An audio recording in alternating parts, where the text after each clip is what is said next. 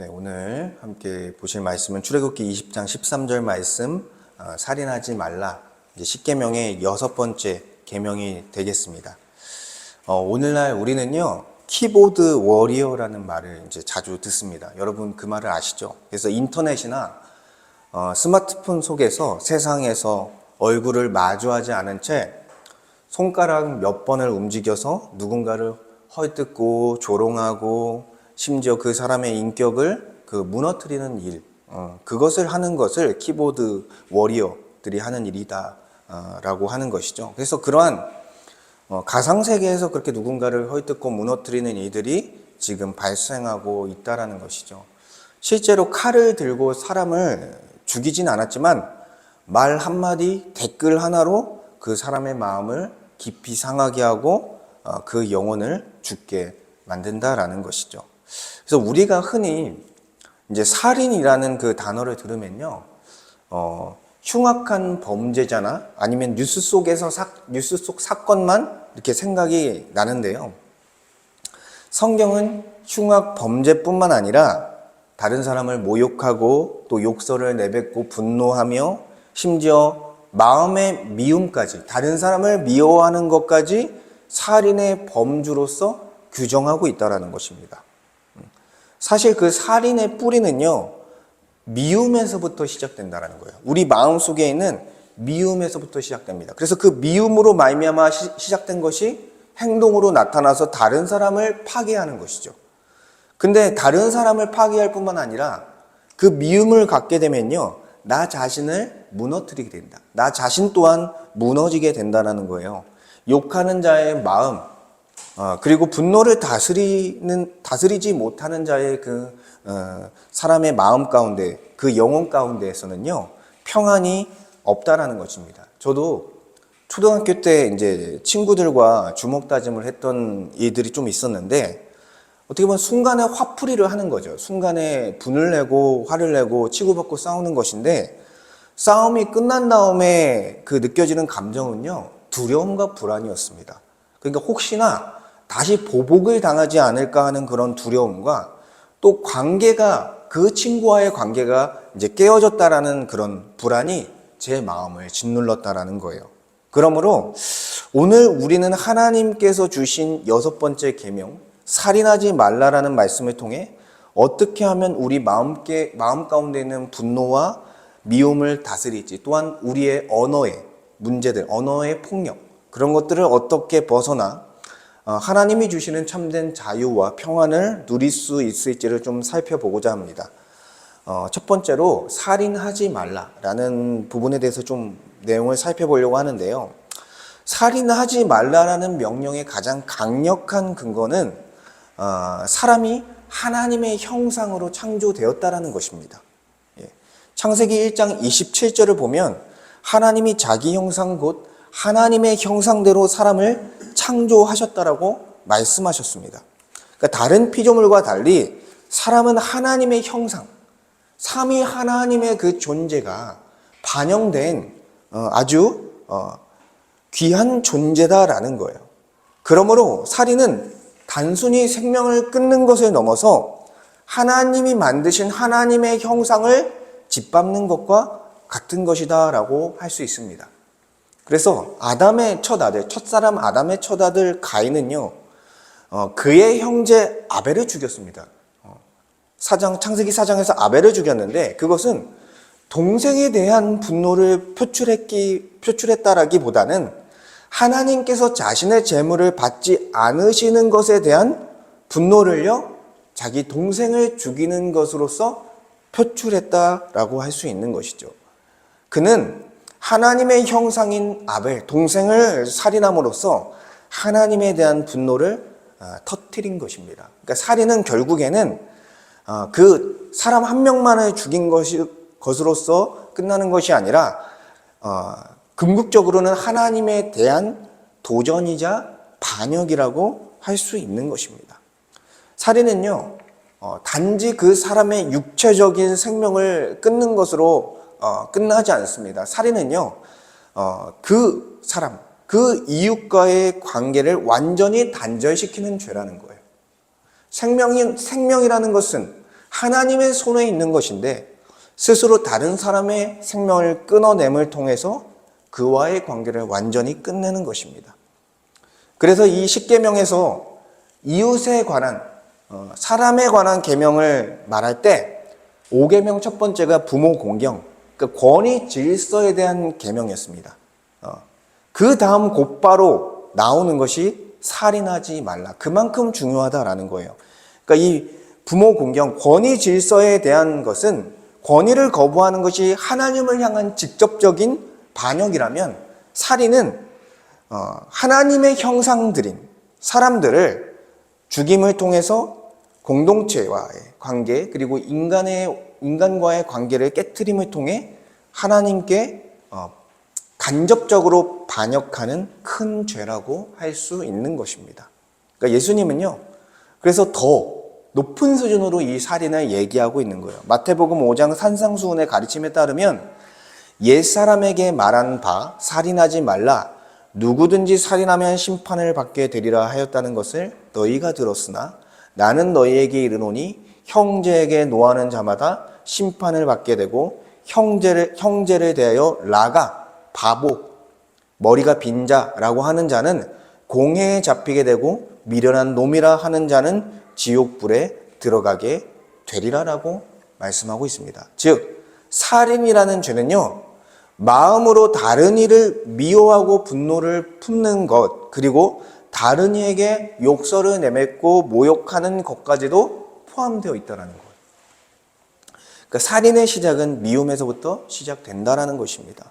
미움이라는 감정은 결국 다른 이에 대한 욕설로 나타나고요, 모욕으로 나타나고요, 경멸하는 표정으로 나타나고요, 폭행으로 나타나고요, 더 심해지면 결국 그 사람의 생명을 잃게 하는 것까지 될 수 있다는 것이죠. 그래서 예수님은 화목에 대해서 계속 이제 강조하시고 있습니다.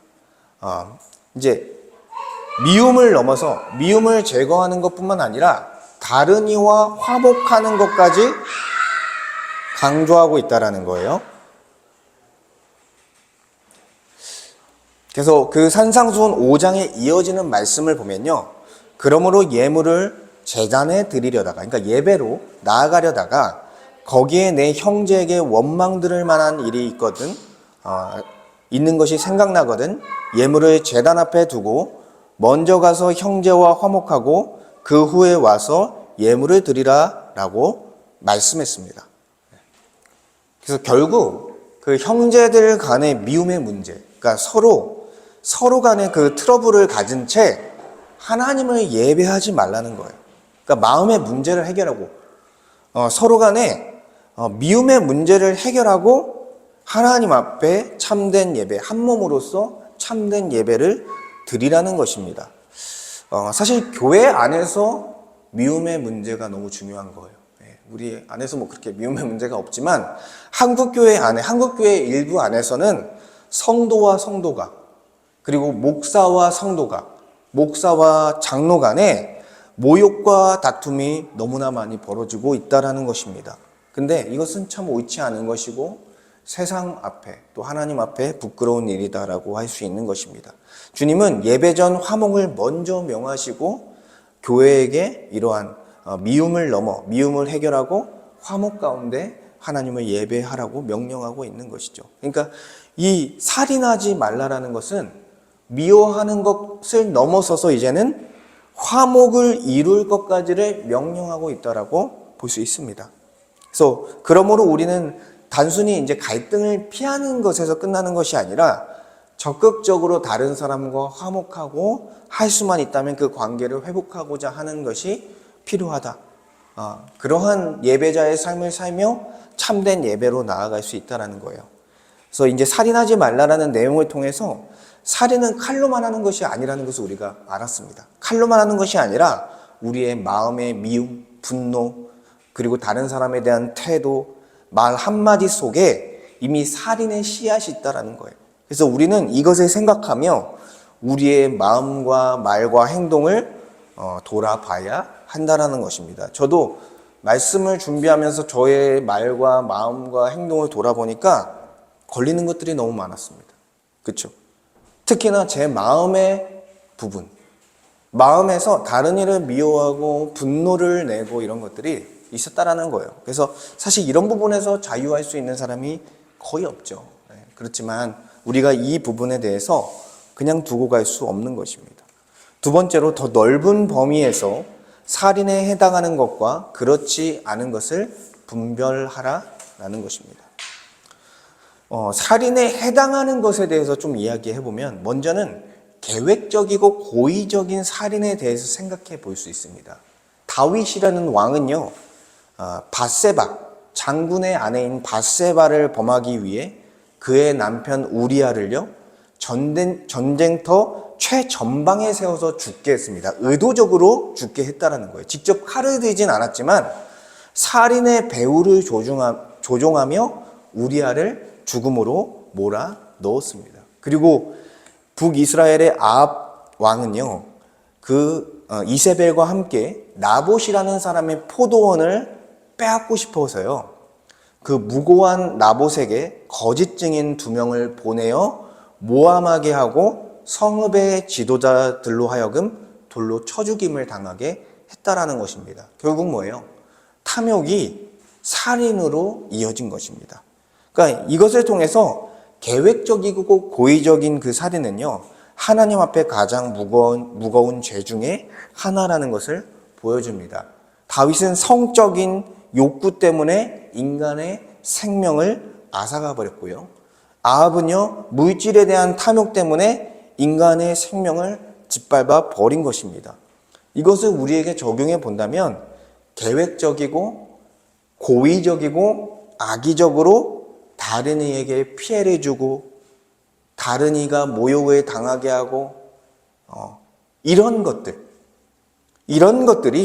사실 살인의 범주에 해당하는 것입니다. 직장에서도 많이 발생할 수 있는 일이에요. 그래서 결국 무엇이 더 귀한지를 우리는 생각해 봐야 된다는 거예요. 사람보다 더 귀한 것은 없다. 하나님밖에 없죠. 사람보다 더 귀한 것은. 그렇기 때문에 이러한 살인 현상에 대해서 우리는 심각하게 생각을 해야 됩니다. 그리고 과실에 의한 살인도 우리는 생각해 봐야 돼요. 출애굽기 21장에 보면 소를 소유한 사람이 있는데 소가 다른 사람을 쳐서 그 사람을 죽이게 되면 누가 벌을 받게 되냐면 그 주인이 벌을 받게 됩니다. 그러니까 이건 뭐냐면 위험을 방치하는 것도 살인에 해당한다라는 거예요. 그래서 오늘날로 치면 음주운전을 하는 것, 음주운전이 너무나 그냥 아무렇지 않게 돼버린 사회가 돼버렸어요. 이렇게 단속을 해도 너무 문제가 됩니다. 그리고 안전관리에 소홀한 것, 가정 안에서 직장 안에서 안전관리를 소홀하게 하는 것, 그리고 무책임하게 행동하는 것으로 인해서 죽음이 이런 것들에 해당될 수 있다는 것입니다. 그래서 하나님은 의도적인 것뿐만 아니라 자기가 책임져야 될 것을 회피하는 것까지도 살인으로 보고 있다는 거예요. 그래서 책임 회피는 어디서부터 시작됩니까? 자기의 이기심, 좀 자기가 편안하게 하기 위해서 책임을 회피하는 거죠. 근데 이 자기의 이익을 생각하다 보면요, 내가 할 일, 내가 책임져야 할 일에 대해서 소홀해질 수밖에 없고, 그 문제는, 그 피해는 어디로 가게 된다는 거예요? 다른 사람에게 그 피해가 가게 될 수밖에 없다라는 것입니다. 그러니까 책임 회피에 대한 부분도 어떻게 보면 살인의 범주에 들어간다라는 것이죠. 그리고 다음에 살펴볼 문제는 낙태입니다. 제가 큰 문제지만 제가 살펴보는 이유가 너무 중요하기 때문에 이 문제는 지금 한국 사회에서 계속해서 화두가 되는 그런 문제라는 거예요. 아직 법적으로 낙태를 폐지하지 않았습니다. 그런데 낙태법을 폐지하는 것을 계속해서 이제 시도하고 있다라는 거예요, 여러분.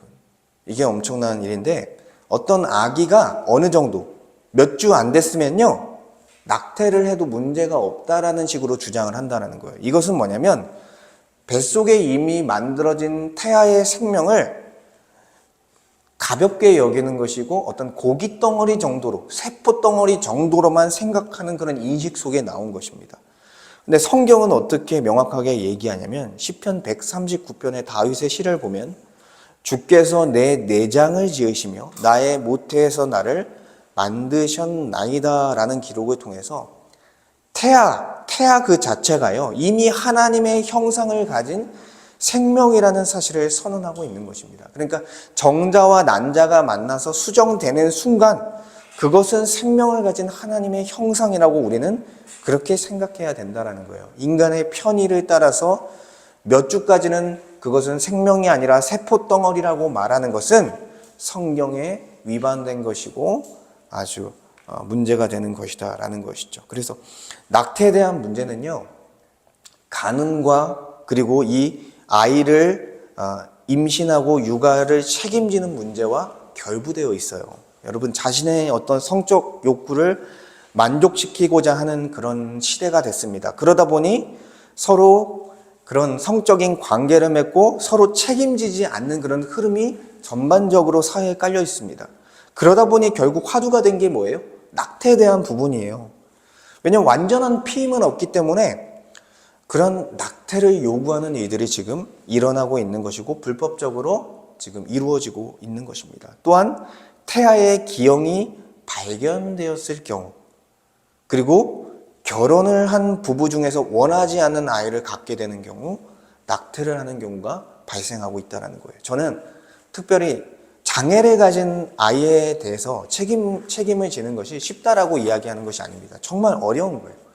그 장애를 가진 아이를 양육하고 평생 도우며 사는 것을 정말 어려운 일입니다. 저도 저희 이제 친척 중에 그런 분이 있어서 그 어렵다는 것을 알고 있어요. 그러나 그럼에도 불구하고 성경에서 말하는 원칙이 있다라는 거예요.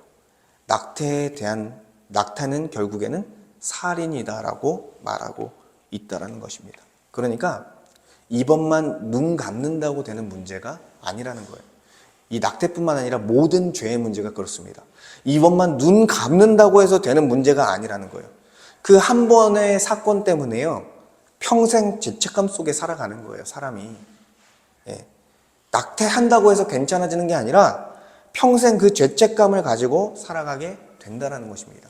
그게 더 큰 거예요. 그래서 우리가 그것을 생각해야 될 것이고, 또 이것으로 인해서 많은 문제가 뭐냐면 낙태로 인해 많은 수입을 올리고 있는 부정직한 의사들이 있다는 거예요. 돈이 돼요, 여러분. 엄청난 돈이 돼요. 그러다 보니까 자신의 양심이 마비된 채 물질에 대한 탐욕으로 하루에도 수십 명을 죽이는 그런 의사의 괴물 같은 의사들이 지금 있다는 것입니다. 지옥에 갈 거예요, 아마. 진짜 지옥에 갈 것 같습니다, 그 사람들은. 그 다음에 문제는 자살입니다, 여러분. 자살의 문제 너무 중요하죠. 성경에 보니까 자살한 인물들이 몇 명 있는데 좀 두 명만 얘기해 보면, 이스라엘의 첫 번째 왕이었던 사울은요, 전쟁터에서 스스로 칼에 엎드려 죽었습니다. 자살한 거예요. 그리고 예수를 판 가룟 유다는요, 예수를 팔았다는 죄책감으로 인해서 목숨을 스스로 끊게 됐습니다. 그러니까 이 성경에서 나오는 자살한 사람들의 그 모습을 보면, 그들의 삶을 보면요, 하나님을 경외하지 않는 사람들이었어요. 그래서 이 성경은 자살을 살인죄로 명확하게 말하고 있다는 것입니다. 물론 이것도 조심스럽죠. 왜냐하면 너무나 자살하는 사람들이 많기 때문에 자살을 한 사람들의 유가족들을 향해서는요, 먼저는 긴 위로의 시간이 필요하다고 저도 생각합니다. 자살이 무조건 살인이지만 그거를 막 그 사람들한테 바로 이야기할 필요는 없는 것입니다. 그러나 분명한 것은 자살이 살인죄에 해당한다는 것을 분명히 짚고 넘어가야 한다는 거예요. 그러니까 아무리 힘든 상황에서도 자살이라는 선택을 피하는 것이 마땅하다라는 것을 알려주는 것은 중요합니다. 왜냐하면 우리의 생명도 나의 것이 아니라는 거예요. 하나님께 속해져 있다라는 것이고 하나님께 권한이 있다라는 것입니다. 그리고 그러한 힘든 상황에서도 하나님께서는 분명히 우리에게 피할 길을 주실 것이다라는 말을 해줘야 되는 거예요. 그럼에도 불구하고 우리가 살아갈 수 있는 길이 분명히 있을 것이다. 하나님은 그렇게 하실 것이기 때문에 그렇게 이야기를 해줘야 합니다. 이렇게 자살을 살인으로 인식하지 않게 되는 경우에는요, 자살의 영을 끊어낼 수 없다라는 거예요. 실제로 자살한 사람의 가족 중에 그 슬픔으로 인해서 다시 그 집안에 자살이 일어나는 경우가 꽤 많습니다. 여러분 많이 보셨죠? 그러니까 죽음이 한 사람만 잡아먹는 게 아니라 그 집안 전체를 잡아먹어버리는 거예요. 그래서 이것을 끊어낼 수 있는 진리는요, 자살이 살인이다 라는 것을 분명히 알려주는 거예요. 그래서 이 외국의 한 잡지사, 기독교 잡지사에서 이제 좀 이름이 어려운데 줄리 고색이라는 그 여성의 그 인터뷰를 하면서 그 글을 기재한 그런 부분이 있었어요. 이 사람은요, 어떤 사람이었냐면 자기의 가족 중에 5명이 자살을 했습니다. 그러니까 그 집의 아내이자 어머니였던 사람이에요. 근데 이 사람이 엄청난 고통을 겪었겠죠. 우리가 상상할 수 없을 거예요. 그런데 이 그녀가 이 잡지에서 어떻게 말을 했냐면, 자살은 유전적인 것도 아니다. 어떤 유전적인 것도 아니고 가문의 저주도 아니다. 자살은 뭐냐면 개인이 선택한 명백한 죄다라고 말했어요. 이것은 사랑이 없거나 무례한 말이 아니다. 진리다. 나는 자살한 내 가족들을 사랑하지만 그들의 선택은 옳지 않은 죄였다라고 분명히 말한다라고 이 인터뷰에서 말한 거예요. 왜냐하면 그들이 5명이라는 가족을 잃는 경험을 했지만 자살은 죄다라고 명확하게 못 박은 이유는, 자살을 막아줄 수 있는 가장 강력한 방법은요, 자살을 죄로 인식하는 거예요. 여러분, 생명의 권한이 하나님께 있다라는 것을 알려주는 것이 자살을 막는 가장 강력한 방책이라는 거예요. 그래서 많은 유명인들이 죽었습니다. 연예인들이 죽었습니다. 그들을 추모하면서 벌어지는 일이 뭐냐면 그 자살을 미화시키고요, 합리화시키는 거예요. 그럴 수밖에 없었겠다. 그쵸? 상황만 봐서는 그래요. 근데 결론적으로는 자살이라는 죄를 진 거예요. 그것은 합리화될 수도 없고 미화될 수도 없는 부분입니다. 그 연예인을, 그 스타를 사랑했을 수는 있지만 그 자살은 죄인 겁니다. 여러분, 실제로 잘 아시겠지만 사랑받았던 배우 한 명이 있습니다. 최진실이라는 그런 배우가 있는데요. 이분의 자살을 통해서 저도 어렸지만 충격을 받았던 것 같아요. 그러니까 많은 사람들에게 슬픔을 안겨줬어요. 그리고 주변 가족도, 그리고 그와 함께했던 연예인들도 그것으로 인해서 자살하게 되는 일들이 벌어졌습니다. 그것뿐만 아니라 심지어 일반인들도 그 달에, 그 전년도보다 1000명 정도의 더 많은 사람들이 자살하는 일이 벌어졌다라는 거예요. 이것을 베르테르 효과다 이렇게 이제 부르는데, 결국에는 뭐냐면 자살은 죄다라고 인식하는 것이 매우 중요하다라는 거예요. 자살을 미화시키면 안 된다라는 것입니다. 생명의 권한은 자신에게 있는 것이 아니라 하나님께 있다라는 사실을 분명히 알려주는 것이 자살을 가장 확실하게 막는 방책이라는 거예요. 그래서 주변에 그런 사람이 있으면 그렇게 알려줘야 되는 거죠. 그래서 이 자살과 연결된 부분이 뭐냐면, 우리나라에는 아직 법적으로 없지만 안락사예요. 그러니까 자신의 고통을 죽음으로써 이제 끝내려고 하는 사람들이 안락사를 결정합니다. 사람들이 가장 두려워하는 죽음을요, 편안한 방식으로 넘기기 위해서 다른 나라들은 안락사를 합법화해서 지금 진행을 하고 있습니다. 이거는요, 신의 영역을 침범하는 거예요. 네덜란드 같은 나라에서 안락사가 합법화됐는데요. 안락사를 당사자 스스로 결정하는 경우가 훨씬 많습니다. 한 10분의 9 정도 돼요. 근데요, 10분의 1 정도는 어떻게 안락사를 당하게 되냐면 의사의 권유로 인해서. 그리고 가족들, 그 부양에 대한 부담을 느끼는 가족들에 의해서 안락사가 결정되는 일이 빈번하게 일어나고 있다는 거예요. 왜 의사들은 권유하겠습니까? 안락사를 통해서 장기를 유통하며 엄청난 물질적인 유익을 얻게 되는 거예요. 이게 낙태랑 비슷한 부분이에요.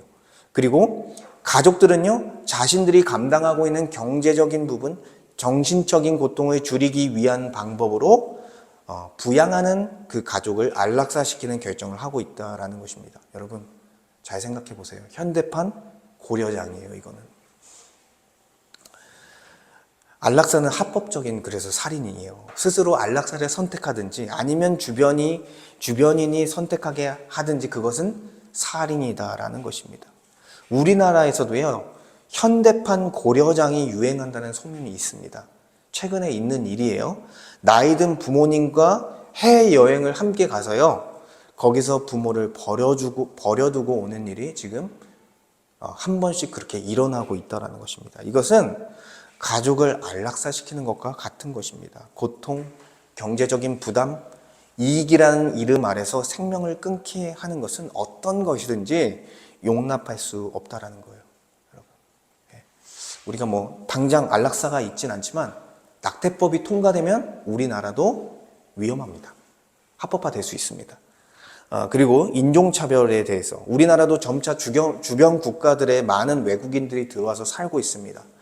그러다 보니 인종차별에 대한 부분이 많이 생기는 거예요. 인종차별은 뭐냐면 사람을 사람으로 보지 않는 거예요. 사람을 인간 이하로 보게 되는 거죠.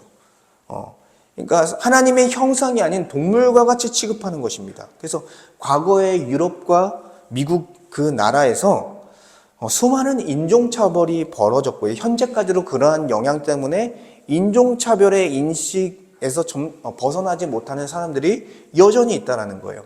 이거는요, 하나님의 형상을 하나님의 형상으로 인정하지 않는 것이며 살인에 해당하는 것입니다.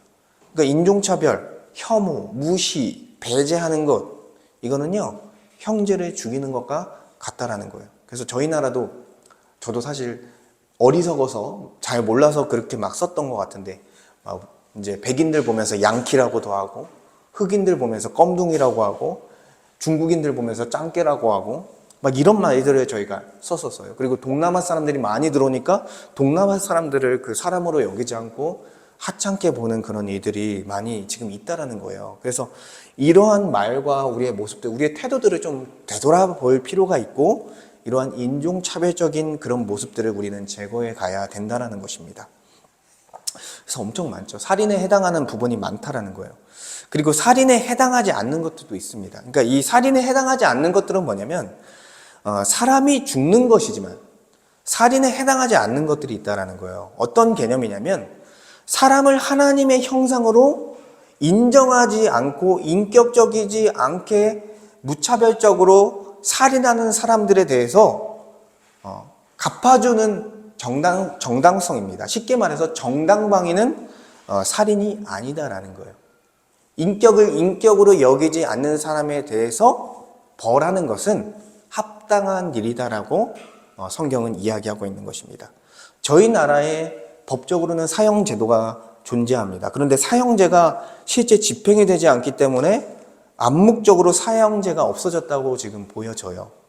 이 사형제는요, 살인죄, 내란죄, 그리고 강력범죄, 마약범죄나 강력한 그런 성범죄들에 대해서 집행하는 것입니다. 사형제가. 근데 이 사형제가 일어나지 않고 무기징역으로 끝나는 경우가 많습니다. 이 무기징역이 저희 나라 같은 경우에는 최대 30년형인데요. 짧아요, 상당히. 근데 실제 살인을 하고 마약을 유통하고 연쇄 성범죄를 저지른 사람들에게 20년형도 내려지지 않는 것이 현실이라는 거예요. 작년인가 여러분도 다 아실 거예요. 형을 끝내고 다 나온 유명한 성범죄자가 있습니다. 조씨 있죠, 조씨. 근데 국민들의 분노가 가라앉지 않는 거예요. 왜요? 그가 범한 범죄에 대해서 마땅한 벌을 받지 않았다고 생각하기 때문에 분노하고 있는 거예요, 여전히. 그리고 불안에 떨고 있는 거예요. 그 사람이 최근에 뉴스에 보니까 어떤 일을 펼쳤냐면 전자발찌를 끊어내고 또 초등학교 주변에 서성이는 그런 모습들이 있었다고 보도가 된 것을 제가 봤어요. 그러니까 법이 약하면 어떻게 돼요? 피해 보는 것은 다른 사람들인 거예요. 그러니까 명확하게 처벌을 해야 된다는 것입니다. 이처럼 하나님은 국가를 주셨고 중한 벌에 대한 심판을 개인이 아니라 국가에게 맡겼다라는 거예요. 국가의 법의 수위가 높을 때 결국 범죄자들이 마음대로 범죄를 저지르지 못합니다. 그런 나라가 싱가포르라는 나라예요. 싱가포르의 법이 엄청 높습니다. 그러다 보니까 범죄율이 상당히 낮아요. 또한 무기징역을 하는 경우에 문제가 뭐냐면 우리가 정신적으로 피해를 입을 뿐만 아니라 금전적인 피해도 본다는 거예요. 세금을 많이 내야 돼요. 그 사람들을 먹여 살려야 되니까. 그러니까 이 성경에서 율법에서 보면요, 사형제에 대해서 긍정하고 있고 합당하다고 여기고 있다라는 것입니다. 그러니까 결국 사형제는 사람을 인격으로 인정하는 사람을 보호하는 것이고요. 사람을 인격 이하로 대하는 사람을 징벌하는 법이기 때문에 합당한 거예요, 여러분. 합당하다고 우리는 생각해야 돼요. 그리고 전쟁, 남자들은 대부분 우리 군대를 다녀왔는데 군인으로서 전쟁이 나서 사람을 죽이면 그것이 살인일까라는 질문을 우리가 던질 수 있습니다. 구약의 전쟁은요, 어떤 전쟁이었냐면 무고한 자를 보호하고 하나님의 공의를 세우기 위한 도구로서 사용되었습니다. 그러니까 이것은 어떻게 보면 눈에는 눈, 이에는 이, 과도한 복수를 금하고 약자를 보호하는 고대 근동의 법에 근거한 그런 전쟁이라는 거예요. 그러니까 한 나라가 정상적인 과정을 통해서 얻게 된 국익이 있을 거 아니에요. 부 같은 것들이 있고요. 그리고 그 국민들의 기본적인 삶을 보호하기 위해서 다른 사람들이, 다른 나라가 침략했을 때 그것을 보호하기 위해서 하는 전쟁, 그것을 의로운 전쟁이라고 하는 것입니다. 이것은 살인에 해당하지 않는다라는 거예요. 물론 다른 나라에 대한 탐욕을 품고 영토를 확장하려는 것, 그러니까 히틀러와 같이, 나치와 같이 다른 나라를 침략하는 것은 명백한 살인죄입니다. 그렇죠. 그렇지만 그 나라 자체를 보호하기 위해서, 국익을 보호하고 국민들의 삶을 보호하기 위해서 의로운 전쟁을 한다면요, 방어를 하든 것이든, 심지어 공격을 하려고 하니까 선제 타격을 하는 것까지도 정당화될 수 있다는 거예요. 그러니까 이 전쟁, 모든 전쟁이 살인이 아니라는 것입니다. 그러니까 이러한 개념은 다 어디서 나왔냐면 생명을 보호하기 위한 최소한의 방어인 정당방위라는 이러한 개념에서 나온 것입니다. 정당방위는 다른 이에게 공격을 당했을 때 또한 공격을 당할 상황에서 보호를 목적으로 하는 대응입니다. 물론 저희 나라 같은 경우에는요, 정당방위에 대한 법이요 잘 갖춰져 있지 않습니다. 그래서 집에 도둑이 들어왔을 때, 강도가 들어왔을 때 오히려 피해자가 피해를 더 받는 경우가 있어요. 그러나 정당방위, 자기를 방어하는 일은 필요하다라는 거예요. 어떤 학교나 사회에서 권위자가 자신을 보호해주지 못할 때요, 우리는 최소한의 방어를 해야 됩니다. 왜냐하면요, 우리 존재 자체도요, 하나님의 형상이기 때문에, 지켜야 될 생명이기 때문에 스스로도 보호를 해야 된다는 거예요. 학교에서 누구도 자신을 도와주지 않는다면 학폭에 대해서 정당방위로 자신을 보호하고 폭력을 멈출 수 있게 하는 방법을 찾아야 한다는 것입니다.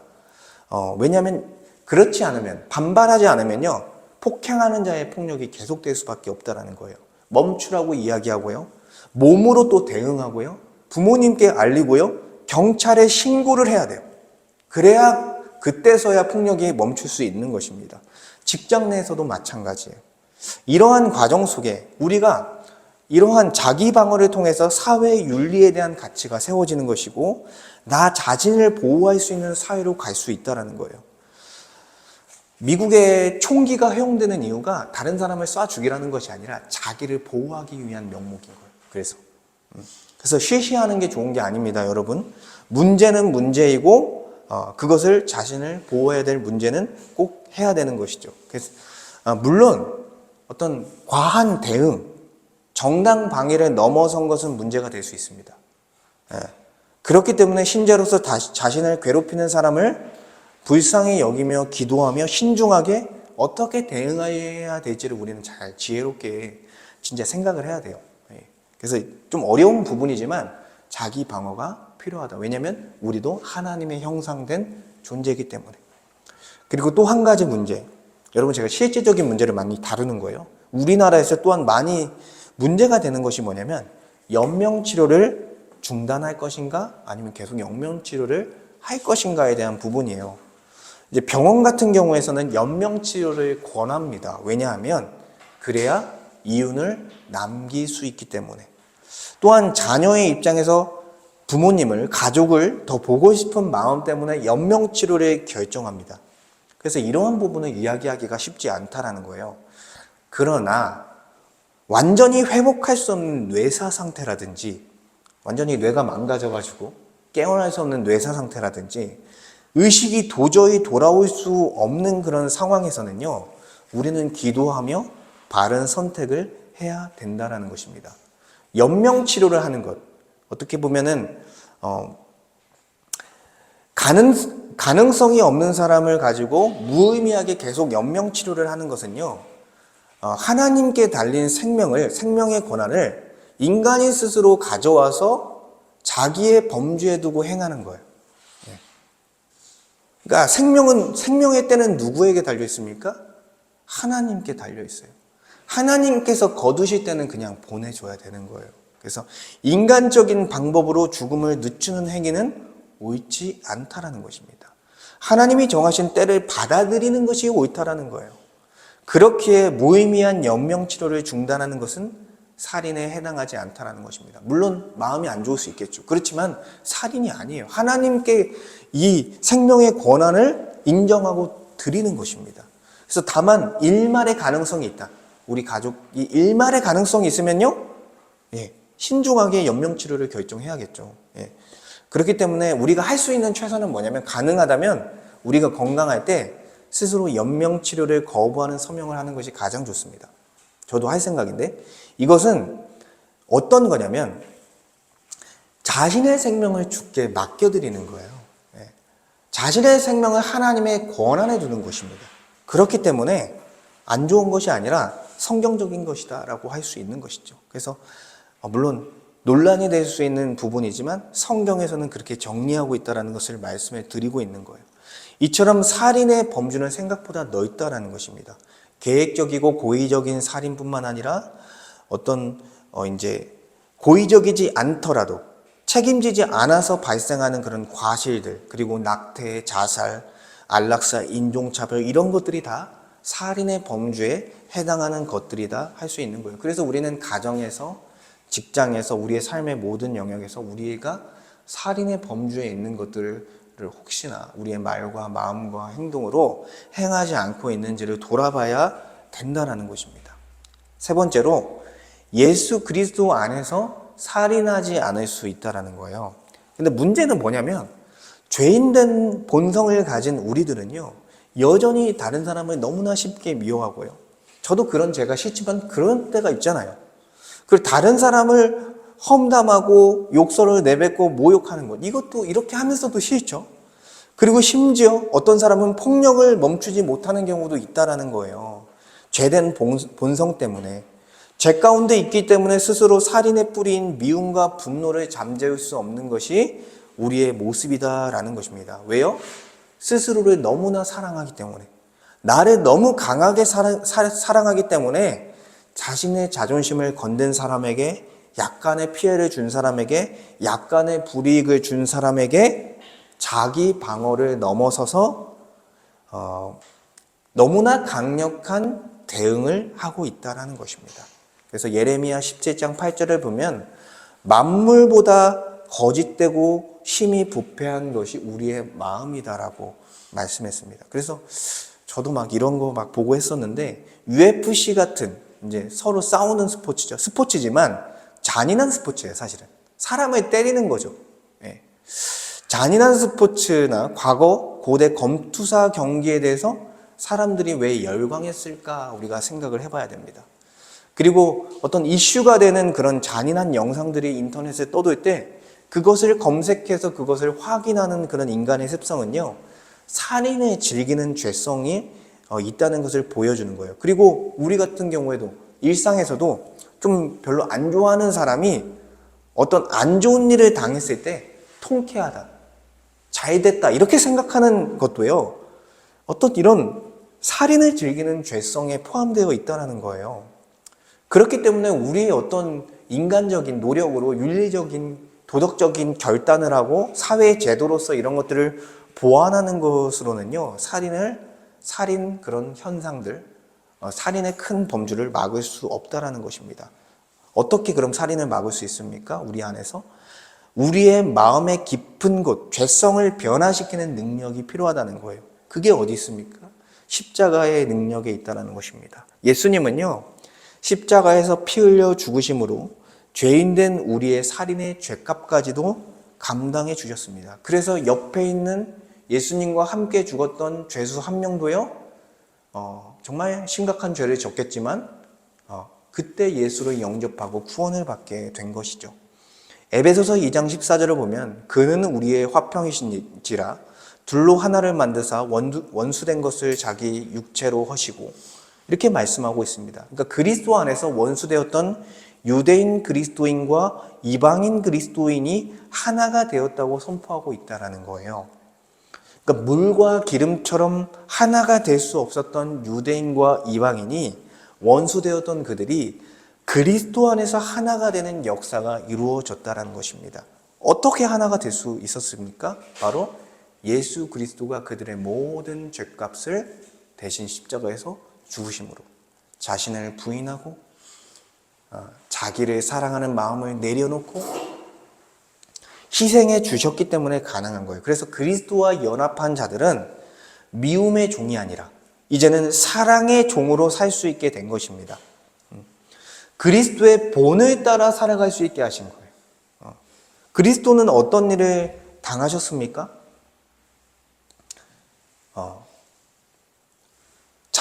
자신에게 있어서는 어떻게 보면 원수와 같은 사람들이 자신을 십자가에 못 박고 모욕하고 침을 뱉고 얼굴을 치고 채찍을 때리는 것을 변명하지 않고 대응하지 않고 다 받았다라는 거예요.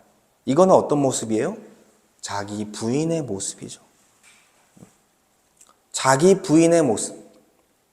자기 부인의 모습을 통해서 보복하지 않고 오히려 그들을 용서하며 그들의 구원을 위해서 기도하셨다라는 거예요. 그런 십자가의 본을 보면서 자기 사랑을 우리는 버리며 우리에게 해를 가하고 우리에게 어떤 약간의 불이익을 준 사람을 보면서 우리 또한 곧바로 보복하기보다는 그들을 긍휼히 여기고 또한 사랑할 수 있는 그런 마음을 이 그리스도 안의 연합을 통해 가능하게 하신다라는 거예요. 그래서 성령께서 우리의 신자의 마음을 돌보게 되는데 우리의 노력으로 되는 것이 아니라 하나님의 말씀을 생각하게 하면서 또한 행동까지 이르게 한다라는 것입니다. 미움 대신 사랑을 하게 하고요. 그리고 험한 말 대신 친절을 베풀게 하고 폭력 대신 온유를, 그리고 분노 대신 화해하려는 그런 마음을 허락해 준다라는 거예요. 그러니까 이 성령께서 하시는 일이 뭐냐면 우리의 남아있는 죄성을요 바꿔주시면서 그리스도와 연합된 자의 본성, 새 사람의 본성을 갖고 다른 일을 대할 수 있게 한다라는 것입니다. 그래서 갈라디아서 3장 28절에 보니까 유대인이나 헬라인이나 종이나 자유인이나 남자나 여자나 다 그리스도 안에서 하나가 되었다. 그리스도 안에 있는 사람들은 차별하지 않고 편가르지 않고 사람을 그 자체로 하나님의 형상으로 존귀 여길 수 있는 마음을 하나님께서 허락하신 거예요. 그런 마음을 주시는 것입니다. 그리고 긍휼과 자비의 마음을 갖게 하고 나에게 해를 가했을지라도 자기 방어는 해야겠지만 그럼에도 불구하고 용서하는 마음을 갖고 어떻게든 다시 관계를 회복하려는 화목의 마음을 주신다라는 거예요. 그래서 그리스도 안에 있는 사람들은요 살인을 멈추고 관계를 회복하는 것까지 나아가게 된다라는 것이죠. 우리는 할 수 없습니다. 근데 그리스도께서 그렇게 할 수 있게 하신다라는 거예요. 그래서 우리는 그리스도 안에 있는 존재라는 것을 믿고요. 우리가 행하는 살인을 멈추고 용서하며 긍휼과 자비로 모든 일을 대해야 한다는 것입니다. 나를 공격하는 이가 있으면 자기 방어도 해야겠지만 잘 되지 않더라도 그 영혼을 위해서 기도하는 거예요. 예수 그리스도께서 하신 것과 같이. 그리고 그에게 자비와 긍휼의 마음을 베풀어 달라고 우리는 해야 합니다. 그리고 삶의 근본인, 이런 자비의 삶의 근본인 그리스도가 우리 주의 그 삶의 근본을 보여주신 그리스도의 그 삶을 우리가 본받아 나아가야 되는 것이죠. 그래서 우리가 할 수 있는 영역이 아닙니다. 주님께 은혜를 구하고 기도하며 성령의 도움을 구하며 긍휼과 자비와 용서로서 또 화목하게 해달라고 우리는 기도해야 하는 것이죠. 오늘 우리는요 살인하지 말라라는 계명을 배웠습니다. 생명의 존엄과 그 귀함, 하나님의 형상으로 창조된 사람의 귀함에 대해서 우리는 다시 한번 배웠습니다. 이게 중요한 거예요. 그래서 살인은 단지 칼을 들고 사람을 죽이는 행위에 그치지 않습니다. 마음의 미움, 분노, 그리고 언어의 폭력, 의도적인 공격과 책임 회피로 인한 피해, 낙태와 자살, 그리고 인종차별 같은 것들이 다 살인의 범주에 일어나고 있고 우리의 일상에서도 우리가 범하는 죄들이다라고 할 수 있는 것이죠. 그래서 살인하는 죄들은 결국 하나님이 주신 생명, 하나님의 형상을 공격하는 것입니다. 결국 하나님에 대한 대적 행위입니다. 중요한 것은 자신의 삶에 일어나는 이러한 살인 현상을 끊어내는 일입니다. 이것을 가능하게 하는 것은 예수 그리스도 안에서 은혜를 구하는 것이고 성령께서 우리의 본성 자체를 계속해서 다듬어 가시고 바꿔줌을 통해서 우리의 마음의 미움과 분노를 가라앉히고 보복하고자 하는 마음만 더 주시는 것이 아니라 오히려 긍휼하고 자비를 베풀고 용서하고 화목할 수 있는 마음을 불어넣어줌을 통해서 우리가 살인을 멈추고 사랑으로 나아갈 수 있다라는 것입니다. 분명한 것은 말씀을 의지하고 기도하는 것이 필요하다는 거예요. 그리고 주 안에서 긍휼과 자비와 용서와 화목으로 분명히 사랑의 길로 인도해 주실 것을 믿고 의지하는 것입니다. 그러므로 사랑하는 성도 여러분, 우리의 마음과 언어 그리고 행동 속에 숨겨진 살인의 씨앗을 날마다 십자가 앞에 못 박아야 됩니다. 매일 우리는 마음을 점검해야 돼요. 그리고 하나님의 형상으로 지음받은 이웃을 존중하며 우리 모두가 분노 대신 화목을, 미움 대신 사랑을, 폭력 대신 긍휼과 자비를 품고 선택하기를 원합니다. 우리 함께 말씀을 가지고 기도하기 원합니다. 하나님, 단순히 살인은 우리와 관련이 없는 것이다라고 생각했는데 말씀을 보니까 우리 안에 여전히 살인 현상, 다른 이를 미워하고 분노를 품고 또한 악한 말을 하는 우리의 모습들이 있습니다. 그리고 책임지지 않고 고의적으로 또한 다른 이에게 피해를 입히는 그런 모습들이 우리 안에 있습니다. 우리를 불쌍히 여겨 주시옵소서. 우리의 마음을 들여다보게 하시고 예수 그리스도 안에서 성령을 통해 우리의 악한 본성을 바꿔주셔서 우리 안에 일어나는 살인 현상을 멈추게 하시고 오히려 긍휼과 자비와 용서와 화목의 마음을 품고 하나님의 사랑을 나타내며 그 안에서 평안과 안식을 누릴 수 있는 은혜를 우리에게 베풀어 주시옵소서. 그리스도의 십자가만이 그것을 가능하게 함을 믿고 우리가 기도로서 나아가길 소망합니다. 아버지 하나님 감사합니다. 하나님께서 말씀하신 살인하지 말라라는 말씀이 또한 우리와 직접적인 연관이 있는 말씀이라는 것을 보여주시니 감사합니다. 사람을 죽인 것뿐만 아니라 다른 이를 미워하고 분노를 품고 또한 욕설을 내뱉고 또한 주님 험담을 하고 아버지 하나님 악한 말을 던졌던 우리의 모습들이 아버지 하나님 그 사람의 영혼을 상하게 하며 그 영혼을 죽이는 행동이었다는 것을 또한 그런 모습이었다는 것을 우리에게 알게 하시니 감사합니다. 또한 고의적으로 다른 이에게 의도적으로 피해를 입히고 또한 괴롭히고 또한 그러한 모습들이 있다면 불쌍히 여겨주시옵소서. 우리로 하여금 회개하게 하여 주시옵소서. 또한 주님께서 또한 우리가 책임을 회피하며 또한 그것으로 인해서 피해를 받는 사람들이 있다 한다면 우리의 책임을 회피했던 모습들, 내가 지켜야 할 것들을 지키지 않아서 누군가 피해를 받았던 그런 일들, 피해를 받을 만한 상황이 일어났던 것들을 우리가 돌이켜보게 하여 주시옵소서. 그리하여 우리 삶 가운데 일어나는 살인 현상들, 정말 주님을 대적하는 하나님의 형상을 업신여기며 하나님의 형상을 형상으로 인정하지 않고 주님께 향한 분노를 나타내는 이러한 살인 현상들을, 살인 행위를 우리의 삶 가운데 멈추게 하여 주시옵소서. 우리의 힘으로 할 수 없습니다. 예수 그리스도의 십자가의 은혜를 의지하며 그리스도께서 자신을 내어주시고 보복하지 아니하고 또한 주님 안에서 폭력을 행하지 않고 마음으로 미워하지 않고 오히려 용서하고 또한 긍휼과 자비를 품고 화목과 사랑의 마음으로써 주님 나아가며 자기를 부인한 그 은혜를 보며 그 본을 따라 나아갈 때 성령께서 우리의 악한 본성을 변화시키고 돌이키시며 또한 그 안에서 우리가 할 수 있음을 믿습니다. 말씀을 의지하게 하시고 기도하게 하시고 주님께 은혜를 구하며 우리 안에 일어나는 이러한 상황들 가운데 주님 사랑의 길로 또한 용서의 길로 나아갈 수 있는 은혜를 허락하여 주시옵소서. 주께서 은혜를 베풀어 주시옵소서.